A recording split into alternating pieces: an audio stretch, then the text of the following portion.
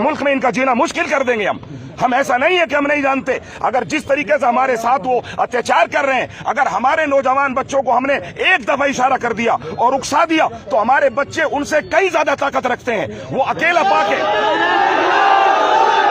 हमारे बच्चे, वो याद रखना, हमारे बच्चे, हम याद रखना, हम उस आदमी के औलाद हैं। मीडिया के माध्यम से पूरे मुल्क के उन खुराफाती लोगों को ये बात पहुंचा दो कि हम उस आदमी के औलाद हैं जिन्होंने वहां कुब्बतुस सखरा पे खड़े होकर कहा था यहूदियों को, यहूदियों तुम्हारे पास 10 लोग हैं जो जीना चाहते हैं और मेरे पास 1 लोग हैं जो मौत को गले लगाना चाहते हैं।